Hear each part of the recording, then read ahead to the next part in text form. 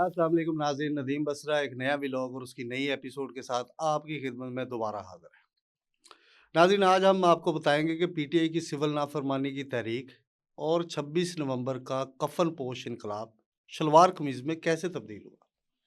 और इसके साथ पीटीआई के सहाफ़ियों ने मुस्लिम लीग नून की बड़ी रहनुमा की नैया कैसे डुबोई और शहबाज शरीफ के गंदे नाले केस से कैसे किस्मत जागी एक मुस्लिम लीगी रहनुमा की।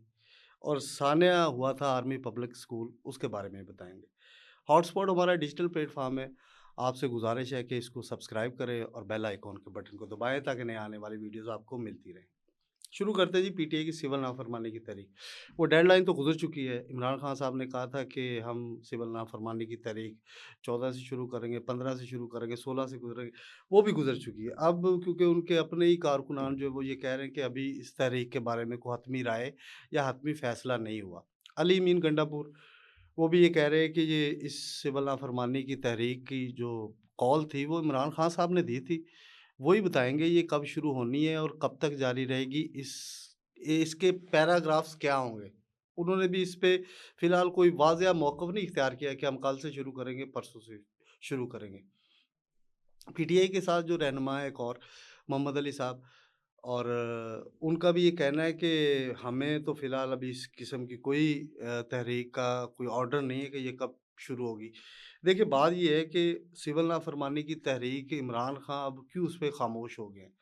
सबसे पहली और जो इन्फॉर्मेशन हमें मिली है कि इमरान खान के जो वकील हैं ना, उन्होंने बताया जाके उनको जेल के अंदर कि अगर आप सिविल नाफरमानी की तहरीक शुरू करेंगे जी तो ये दब जाएगी। दबेगी कैसे? देखें सिविल नाफरमानी तहरीक का मकसद होगा यही कि बाहर से जितने भी ओवरसीज़ पाकिस्तानी हैं, पाकिस्तान के अंदर वो रकूम भिजवाते हैं, वो सिलसिला बंद कर दें। तो हुकूमत ने कुछ दिन पहले एक अदाद-ओ-शुमार जारी किए हैं। स्टेट बैंक ऑफ पाकिस्तान ने भी एक ग्राफ शेयर किया है, वो भी आपको जो है ना हम आपके साथ शेयर करेंगे कि गैर मुल्की जो तरसीलात ज़र है, वो इस अक्टूबर 2024 के अंदर उन उनमें 44% इज़ाफ़ा हुआ है। 44% इंक्रीज़ हुआ है, यानी कि बाहर के लोगों ने पाकिस्तान में इतनी ज़्यादा रकूम भिजवाई हैं। सिर्फ़ अक्टूबर के माह में जो फ़िगर हमारे सामने आए हैं वो 3.05 यूएस अरब डॉलर ये 3.05 अरब डॉलर हैं, जो गैर मुल्की ओवरसीज़ पाकिस्तानियों ने पाकिस्तान के अंदर भिजवाए हैं और ये 44% बनते हैं और हिस्ट्री की जो पाकिस्तान की हिस्ट्री है, वो इस साल ये कहा जा रहा है कि उसके अंदर रिकॉर्ड तरसीलाते ज़र आए हैं। इस वजह से इमरान खान के वकील जो हैं वो सिविल नाफरमानी की तहरीक के हवाले से वो खामोशी उन्होंने मशवरा दिया कि इस पे खामोश हो जाएँ क्योंकि इससे पहले जो 26 नवंबर का इनकलाब था और इनकलाब के बारे में वो इनकलाब जब शुरू होना था, तो यही कहा जा रहा था कि हम 24 नवंबर वो 26 नवंबर में हुआ था क्योंकि डेट आगे चली गई थी 2 दिन। उसमें यही तकरीरें हुई थी, बुशरा बीबी ने यही तकरीरें की थी, अली अमीन गंडापुर ने यही तकरीरें की थी कि हम कफ़न पहन के आ रहे हैं और हम अपने घरवालों को ये कह चुके हैं कि आप हमारे जनाज़े पढ़ लें, हमने इनकलाब के बगैर वापस नहीं आना। हुआ क्या? कि वो जब कारकुन डी चौक के बिल्कुल करीब पहुँच गए, तो जो कफ़न-पोश नारों के लगाने वाले लोग थे, बुशरा बीबी थी जो कह रही थी कि आप अगर कहें कि मैं यहाँ से चली गई हूँ, तो आपने किसी की बात नहीं मानना। आपने खान को वापस लेके जाना है, हमने खान को वापस लेके आना है, हमने खान को जेल से रिलीज़ करवाना है।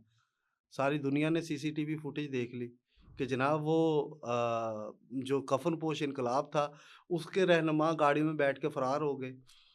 अली अली मीन गंडापुरा एक गाड़ी में चले गए, साथ बुशरा बीबी भी चले गई। तो वो कफ़न-पोश इनकलाब जो है वो शलवार कमीज़ में कैसे तब्दील हो गया? लेके तो आए थे कफ़न, तो साथ हुआ शलवार कमीज़ में तब्दील। वो इसी तरह हुआ होगा कि मुझे लगता है कि पीटीआई के वर्कर्स ने जो कफ़न साथ लाए थे उसके अंदर सुराख रख लिया होगा। वो सुराख के ज़रिए वो अपने कफ़न से बाहर आ गए होंगे और शलवार कमीज़ उन्होंने पहन ली होगी, तो इसलिए कफ़न-पोश इनकलाब जो है वो शलवार कमीज़ में तब्दील हुआ। एक खबर आपको देते जाएँ, वो खबर है बरतानिया से। बरतानिया का एक शहर है बर्मिंघम। वहाँ पे बरतानवी अदालत ने 10 के करीब जो पाकिस्तानी हैं, जो बरतानवी शहरी हैं, लेकिन वो है पाकिस्तानी, उनको जो है वो कई सालों की जो है वो कैद सुना दी है और वो अब जेलों में हैं। वो हुआ क्या है जी? बरतानिया बर्मिंघम शहर के पीटीआई के ज़्यादातर लोग जो हैं, वो वहाँ पे अपना बिजनेस करते हैं, कारोबार करते हैं। कोविड के दौरान बरतानवी हुकूमत ने ऐसे लोग जिनका कारोबार मुतासर हुआ था, जिनकी कारोबारी सरगर्मियाँ मांद पड़ गई थी, उनको इमदादी पैकेज दिए थे और ये 10 के करीब जो लोग थे, इन्हें 2 मिलियन पाउंड दिए गए। अब 2 मिलियन पाउंड दिए गए इन्हें कोविड के दौरान कि आप अपने कारोबार को जारी रखें, इमदाद दी गई, रिलीफ दिया गया। तो जब ये उन्होंने 2 बिलियन डॉलर लिए और हड़प कर दिए या कारोबार में लगा दिए। हुआ ये कि बरतानवी इदारों ने इसकी तहकीकात की कि जिन लोगों को इमदाद दी गई थी, उनकी बैंक स्टेटमेंट चेक करें, उनकी कंपनियाँ चेक करें और उनके बैंक और कारोबारी जो उनकी स्टेटमेंट है, उनको जो है ना टैली करें कि ये इन्होंने कहाँ पे लगाए और उसका अब टैक्सेस के हवाले से निज़ाम क्या है। हुआ ये कि इंकशाफ हुआ कि ये 2 मिलियन पाउंड जो है 10 पाकिस्तानी खा गए और उसके बाद बाज़ाब्ता तौर पे शवाहिद सामने आए कि ये 10 पाकिस्तानी जिसमें किरत हुसैन, उमर यूसुफ, साजिद हुसैन, हमीद मोहम्मद, नूर दीन, उसामा बिन तारक, तसद्दुक़ हुसैन, ईमान हुसैन, नकीब शौकत और हारिस हुसैन, ये 10 पाकिस्तानी हैं जो बरतानवी शहरी हैं। तो इन्होंने 2 मिलियन पाउंड खा लिया, इनके खिलाफ साबित हो गया अदालत के अंदर कि इन्होंने हड़प किए हैं पैसे। तो अदालत ने इन 10 लोगों को, किसी को 5 साल, किसी को 8 साल, किसी को 6 साल और ये मजमूई तौर पे कुछ 70 साल की सज़ाएँ बनती हैं इन 10 लोगों को। वो सज़ाएँ सुनाई है और उन्हें जेल के अंदर भेज दिया है। ये पीटीआई के जो बर्मिंघम के ओहदेदार हैं, उनको सज़ाएँ हुई हैं। अच्छा जी, आगे आ जाएँ साथ। मैंने आपको बताया था कि पीटीआई के सहाफ़ियों ने मुस्लिम लीग नून की एक बड़ी रहनुमा की विकेट उड़ा दी या नैया डुबो दी। वो कौन थे? वो है मरियम औरंगज़ेब। हुआ ये कि मरियम औरंगज़ेब आपको याद होगा 2013 से 18 में वज़ीर इत्तलात थी और जब वो वज़ीर इत्तलात थी तो वो हुकूमत, ज़ाहिर बात है वज़ीर इत्तलात तर्जुमान होता है, वो हुकूमत की आँख कान और ऐसे बोलने वाली ज़ुबान होती है। हर जगह पे आके वो डिफेंड करती थी वो जाके सारी। अब वो 2013 और 18 के दरमियान जब ज़ाहिर बात है नवाज़ शरीफ साहब नाअहल हुए, शाद खान अब्बासी आए, तो ये वहाँ पे बरकरार तो रही। देखिए 2018 के इलेक्शन हुए, पीटीआई जीत गई, पीटीआई इक़्तिदार में आ गई। उसके बाद इमरान खान ने, जो उनके एडवाइज़र हैं, उन्होंने कुछ अपने करीबी सहाफ़ी होते हैं, मैं समझता हूँ कि सहाफ़ियों को हुकूमत ओब्लाइज करती है मुख्तलिफ़ तरीक़ों से। उन्होंने अपने करीबी सहाफ़ी भर्ती कर दिए, काम भर्ती किए, वो पीटीवी में किए और सरकारी जो वज़ारत इत्तलात के इदारे होते हैं ना, वहाँ पे उन्होंने भर्ती कर दिया। वो वहाँ पे किसी की 2.5 लाख तनख्वाह, किसी की 3.5 लाख, किसी की 4.5 लाख तनख्वाह। वो काम करते रहे उसके अंदर। उसके बाद तहरीक अदम एतमाद आ गई। तहरीक अदम एतमाद के बाद इमरान खान नाअहल हो गए। उसके बाद 16 माह की गवर्नमेंट बनी पीडीएम की। उसमें वज़ारत इत्तलात की ज़िम्मेदारियाँ मिल गईं फिर मरियम औरंगज़ेब को। अब जब वज़ारत इत्तलात की ज़िम्मेदारियाँ इन्हें मिली, तो वहाँ पे जो है इनके बारे में ये मशहूर हो गया कि कारकुनों की बात नहीं सुनती, उनके फ़ोन का जवाब नहीं देती, उनके काम नहीं करती। एक लॉबिंग भी शुरू हो गई इसके खिलाफ। तो हुआ ये कि 2000 जब ये पीडीएम की हुकूमत हुई 16 माह की, तो वज़ारत इत्तलात थी, तो इन्होंने 16 माह के अंदर जो पीटीआई के दौर में भर्ती हुए थे ना सहाफ़ी, किसी को नहीं हटाया, बेरोज़गार नहीं किया उन्हें। तो इसकी शिकायत बड़े मियाँ साहब तक पहुँची, छोटे मियाँ साहब तक पहुँची और भी लोगों तक पहुँची। जब ये पीडीएम की हुकूमत ख़त्म हो गई 16 माह की, तो इलेक्शन आ गए और इलेक्शन के दौरान जो है, अब लोगों ने इसके खिलाफ लॉबिंग की कि जनाब देखिए पीटीआई के सहाफ़ियों को इसने हटाया नहीं, वो इतनी तनख्वाहें लेते रहे, तो ये डिफेंसिव हो गई। अब उसके अंदर क्या हुआ? उसके अंदर ये हुआ कि लोगों ने सोचा कि इन्हें वफाक से तनज़्ज़ुली कैसे करनी है, पंजाब के अंदर कैसे लेके आना है। तो मैं जो बात की थी आपसे कि शहबाज शरीफ के गंदे नाले केस से किसकी सुनी गई? वो सुनी गई थी अताउल्लाह तारड़ साहब की।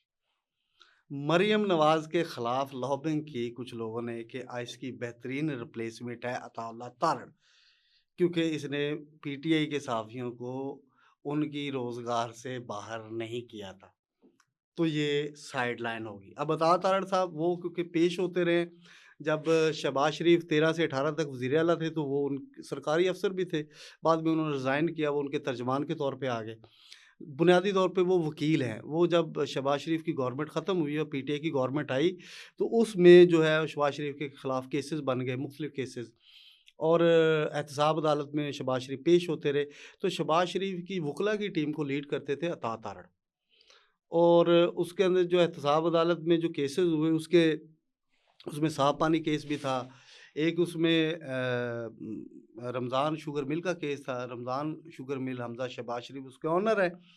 तो वो वहाँ पे गंदे नाले की सड़क थी, यानी कि एक सड़क जिसके बारे में इल्ज़ाम था कि बतौर वज़ीर आला शहबाज शरीफ ने इख्तियारात से नाजायज़ अपना फ़ायदा उठाते हुए एक सड़क बनाई, जो सड़क का रूट है वो रमज़ान शुगर मिल तक जाता था।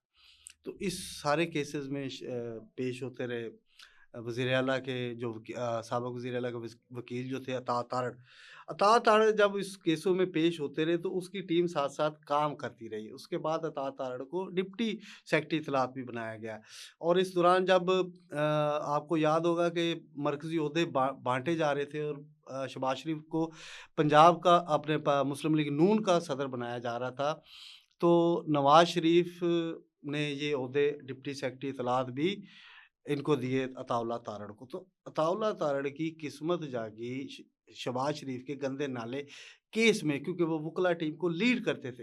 होना तो ये चाहिए था कि शहबाज शरीफ साहब उन्हें आते जैसे उनकी हुकूमत आई तो वो उन्हें वज़ीर कानून बना देते। जब शहबाज शरीफ अपने केसेस की वहाँ पे ब्रीफिंग लेते थे, तो आज़म नज़ीर तारड़ भी उसमें मौजूद होते थे, अमजद परवेज़ भी मौजूद होते थे, लेकिन ब्रीफिंग देते थे अता तारड़। अता तारड़ जो थे वो वज़ीर कानून, अब ज़ाहिर बात है उनके लोगों ने लॉबिंग की हुई थी कि जनाब ये जो है वो वज़ीर इत्तलात के तौर पे ठीक रहेंगे। आज़म नज़ीर तारड़ जो है वो बतौर वकील ठीक रहेंगे। तो हुआ फिर यही कि जो लॉबिंग शुरू हुई थी पीटीआई के सहाफ़ियों की, वो आखिर में जाके किस्मत की पुड़ी जो है जब खुली है सामने, तो उसमें अता तारड़ का बतौर वफाकी वज़ीर इत्तलात पाकिस्तान के नाम आ गया। तो उनकी किस्मत गंदे नाले से जागते हुए वज़ारत इत्तलात तक पहुँची। तो हम ये कह सकते हैं कि शहबाज शरीफ का गंदा नाला जो है उसने किसी की किस्मत चमकाई। वो किस्मत किसकी चमकाई? वो अताउल्लाह तारड़ थे। अच्छा जी, ये कुछ चीज़ें थी जो आपसे हमने शेयर करनी थी और बाकी ये है कि 10 साल हो गए हैं जी। 2014 में हुआ था वाक़या आर्मी पब्लिक स्कूल का, और उसके अंदर जितनी भी शहादतें हुईं, मासूम बच्चों की शहादतें हुईं, और उसके ज़ख्म आज भी बहरहाल के ताज़ा हैं और पूरी कौम जो है उस पे आज भी अफ़सुर्दा है। 132 बच्चों को इसमें शहीद कर दिया गया था और आर्मी पब्लिक स्कूल का वाक़या पाकिस्तान की तारीख़ में एक स्याह वाक़या है और आज भी हमारी जो है हमदर्दियाँ उन लवाहकीन के साथ हैं जिनके बच्चे, जिनके टीचर वहाँ पे शहीद हुए थे। हम दुआ करते हैं कि अल्लाह ताला पाकिस्तान को इस सदमे से उभरने की तौफ़ीक दे। आमीन। नदीम बसरा को दीजिए इजाज़त। अल्लाह हाफ़िज़।